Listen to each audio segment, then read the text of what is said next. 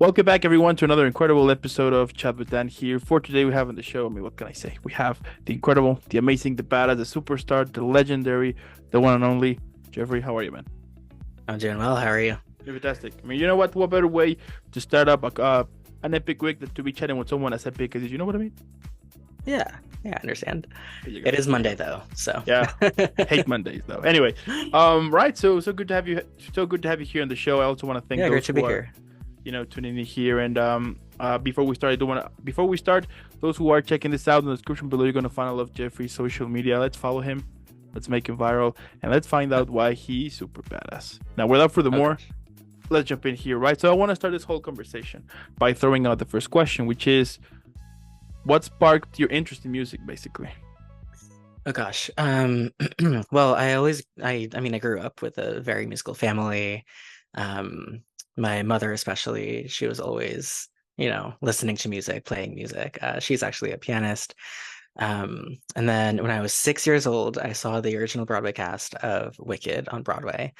Um, and ever since then, music's always been a part of my life. It's been on the background. It's been a place where I would go for comfort and for, whatever. And it just got to a point where I actually wanted to be a doctor while I was growing up.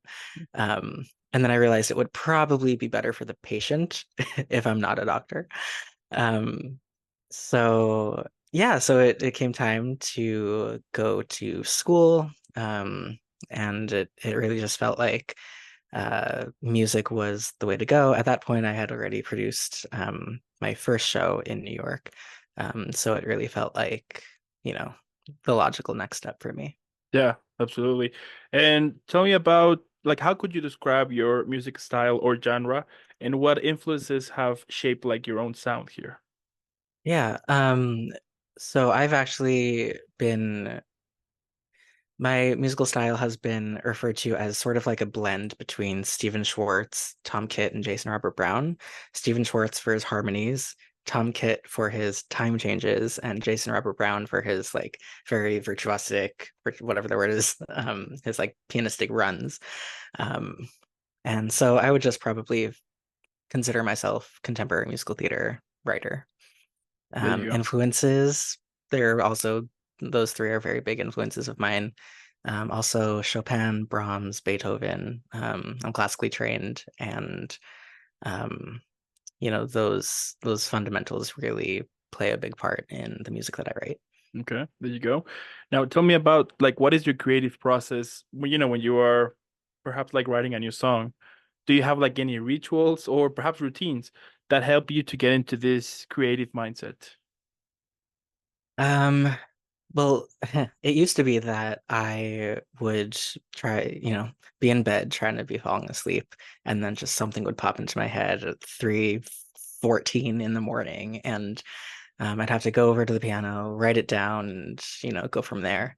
But lately, I've been trying to be really mindful about it. I would, sit down, light a candle, make a thing of it. Um, and then it just got to a point out of necessity, really, where, deadline's approaching, and I can either meet my deadline or I cannot. I can meet my deadline with something that's quality or not quality for what I consider to be quality. Um, or I cannot. And, just that fear of a deadline approaching, um, whatever the circumstance, it can really, just help me write write something. Yeah.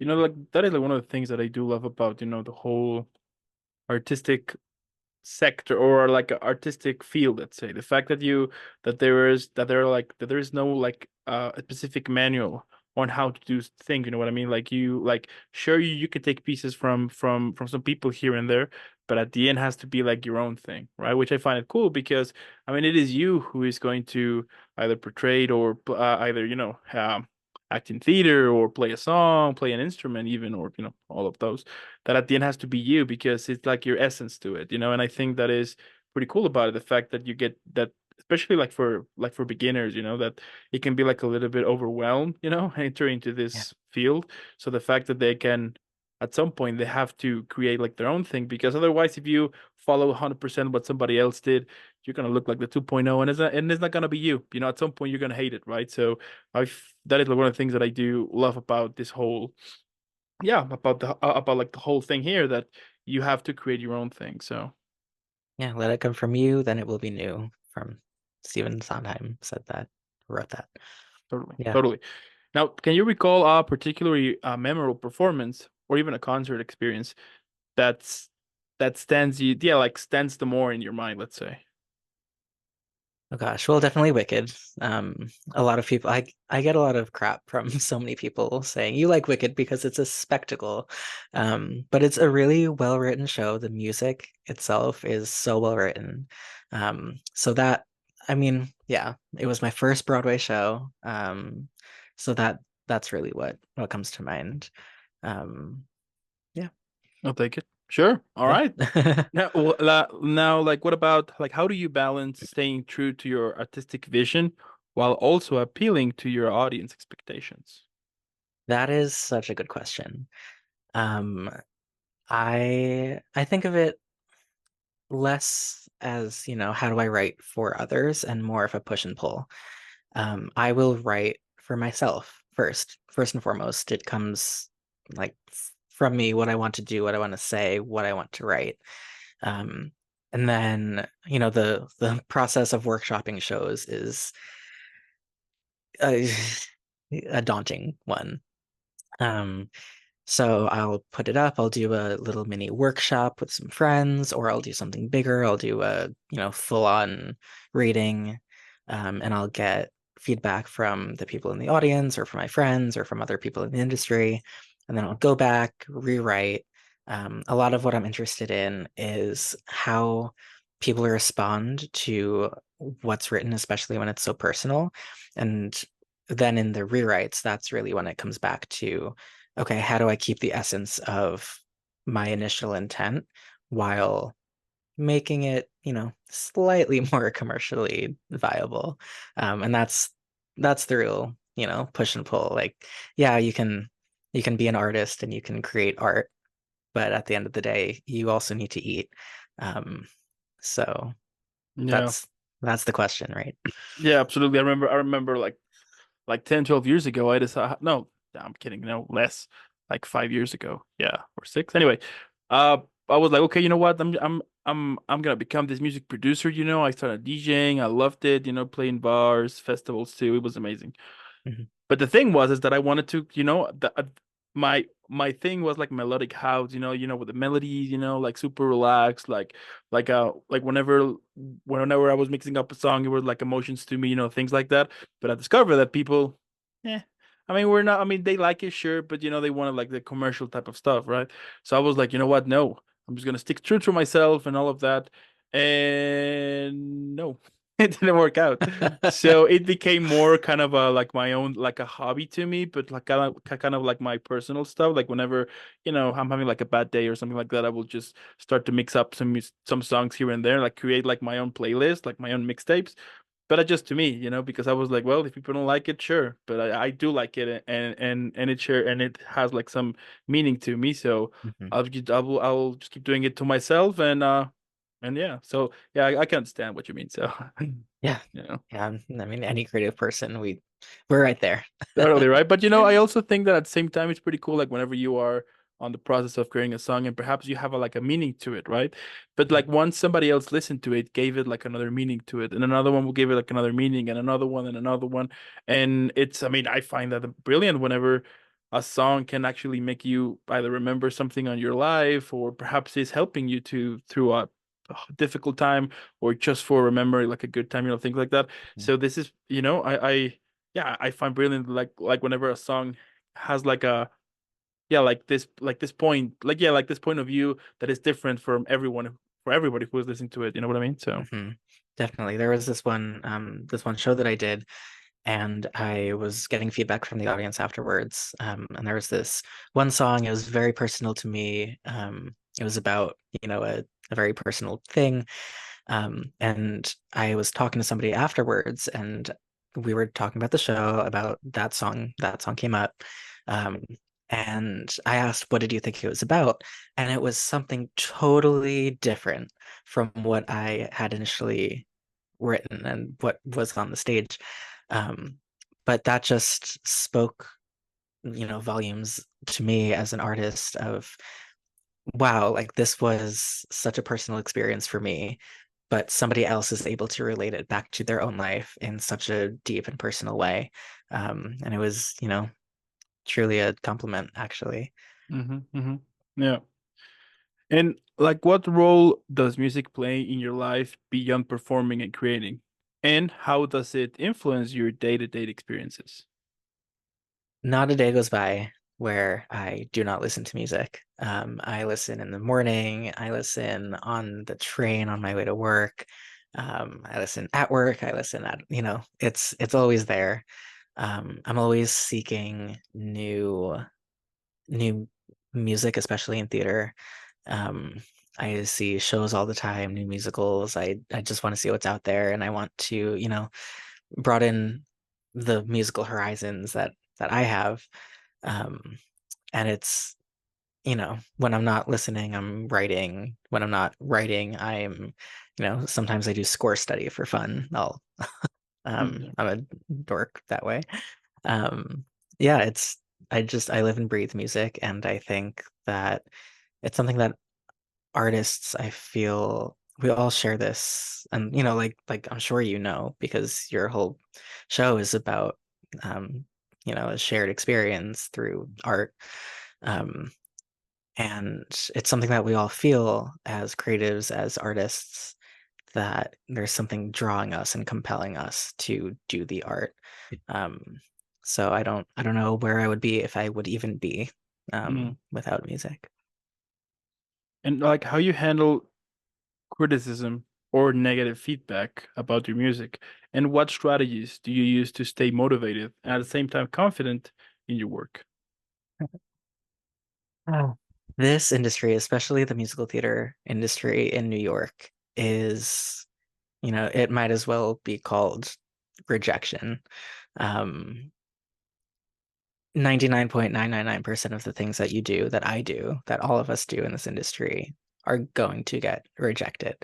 And it's that love and passion for the art form that keeps me motivated and keeps me going. Um, you know, just that little hope that something will work, and the belief in myself and my ability and my art, um, that it will speak for itself and eventually the right people will hear it. Um, and yeah, it's rough out there, but I think it's worth it. Yeah, absolutely. I mean, nobody likes being rejected, right? Yeah. And yeah, and it's interesting because yeah, with most of the people that I've interviewed, they always mention that word rejection. That is kind of Yeah.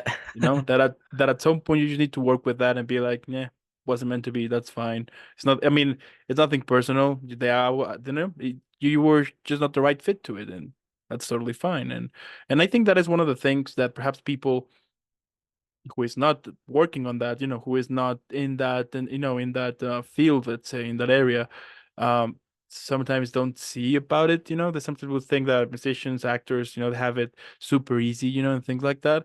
And what I've discovered with this platform since I started is that no, that is not easy at all. That it's a really pain in the butt. Mhm. And Yeah. there's like a lot of moments in which you have to either struggle to basically keep working on your craft, and you basically are living paycheck by paycheck, and Mhm.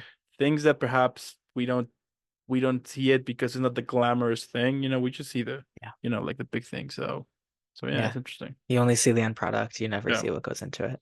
totally. And tell me, like what's the most challenging aspect of being a musician, and how you overcome those challenges? I mean, also, rejection from the outside, from external, but a lot of it is internal as well. I think that a lot of people, myself included, as an artist, we are our own worst critics. Um, and oh my gosh, I'm forgetting where I heard it, where I read it, but someone once said that writer's block doesn't exist. What we think of writer's block is actually when our editor is louder than our creator. Um, so so when you let the inner critic get too loud when you're writing, um, you just that's what most of us would perceive as writer's block. Whereas now I have the knowledge of whoever said that. I'm gonna have to go back and look it up.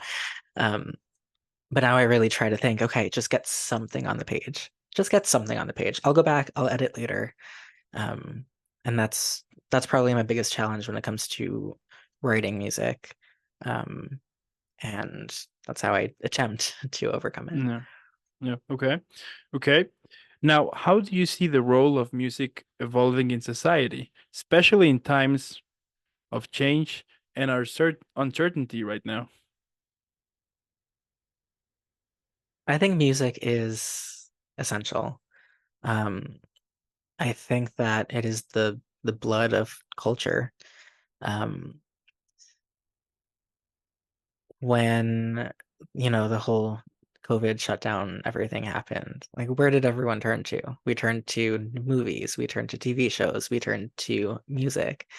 The Broadway industry shut down for 18 months. I was part of that. I lost my job for 18 months. Um, it was, one of the worst times. And I think that what saved a lot of people was the arts and the culture that they consumed. Um, and I think that's why, like we just had the writer's strike recently. Where would we be without art? In schools, music education, arts education, that's the first to get cut when budget cuts are happening. Um, but look at studies, look at everything. Without music, without culture, without the arts, performing arts, visual arts, um, we would have no society. We would just be, you know, cold robots just Hmm. working away till we die with no enjoyment or not even enjoyment. It doesn't have to be enjoyable. It just has to speak to you. Um, and I don't think that we would have a functioning society, and we certainly wouldn't have any culture without the arts, without music. Hmm. So I think that's how it plays into where Yeah. we are. Yeah, absolutely. It's like without that, we would be, I don't know where we are. I don't know where we would be, to be honest. Yeah. Because I mean, we will hear 1,000 times sometimes people will get inspired from a movie or a TV show or a song or something through arts that they got inspired to follow. So, I mean, and it hasn't ha and it hasn't had to be like specifically like an artistic career, right? I mean, we will see people that get inspired through a for a movie to pursue medicine, right, or to Mhm. pursue being a lawyer or technician sometimes. I don't know, scientist, whatever. And Anything.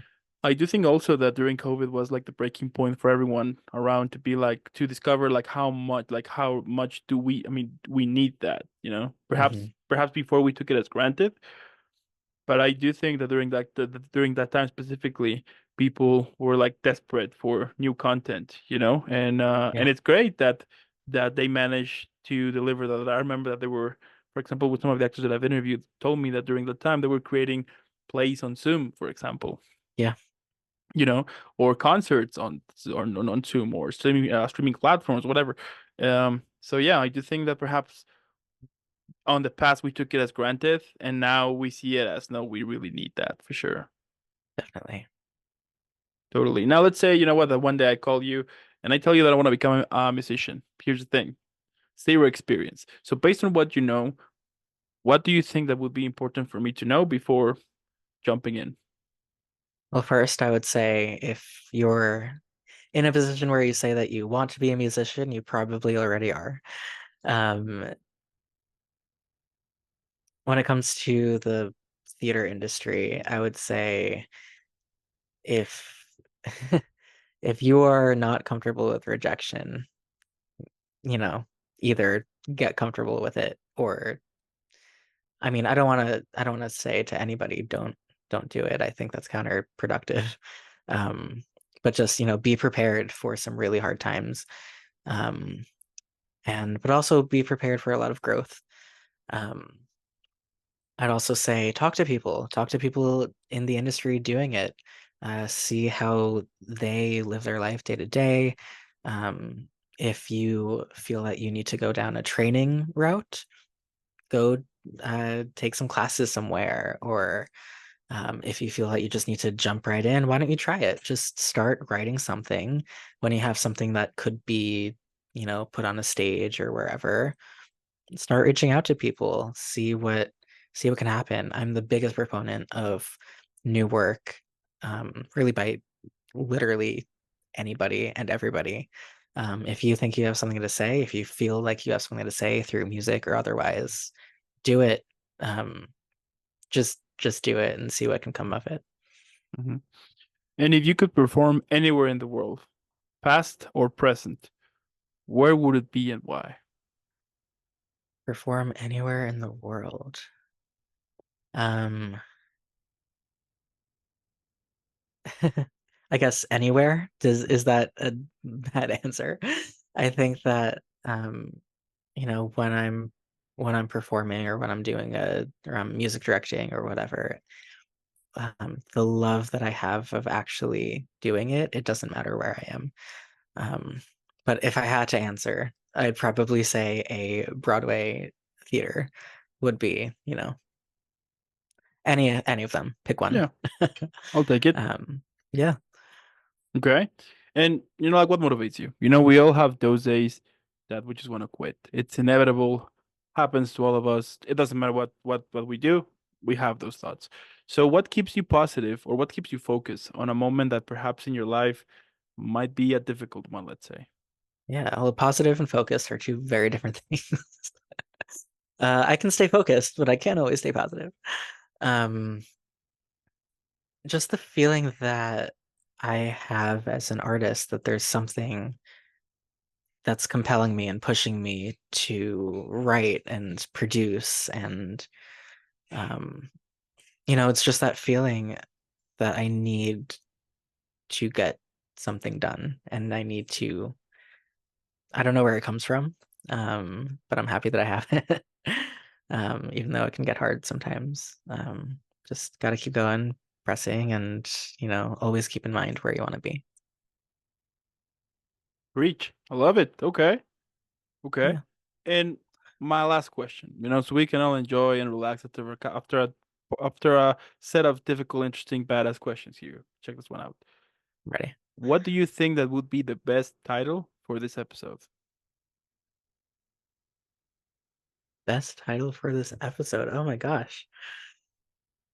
Um,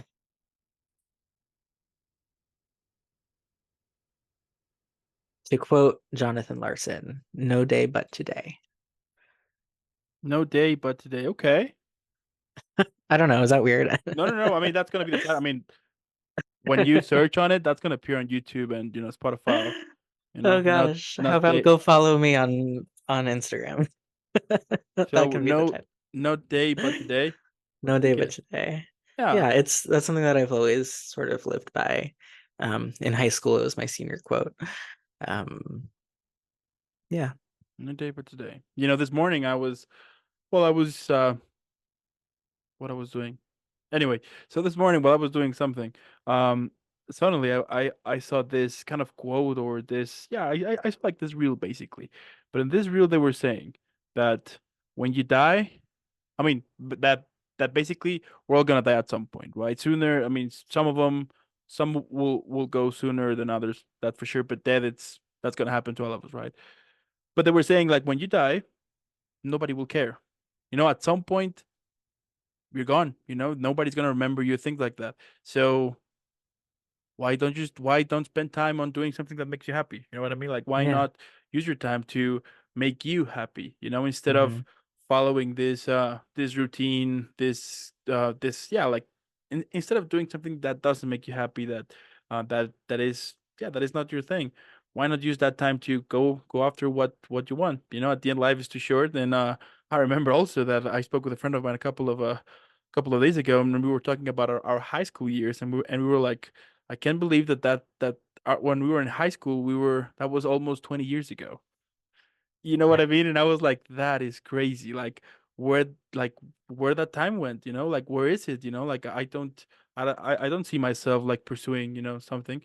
So at least to me, when I saw that, that was kind of my breaking point and be like, I'm it's better if I spend my time on something that I consider happy, that brings me happy, happiness and all of that.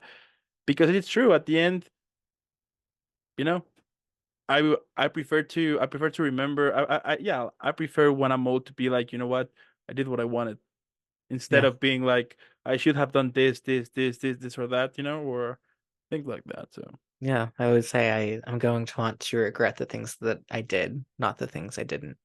totally, totally. I love it. I mean, at the end, what can I say, man? I mean, the fact that you're pursuing what makes you happy, that you're actually making it happen, I mean, that's badass.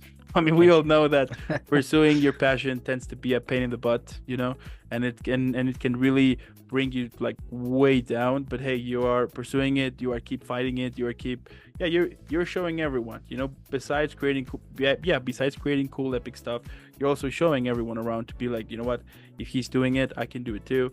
And I think that is an incredible message, especially right now in this crazy days where people is just angrier than before. So you know what I mean? Really?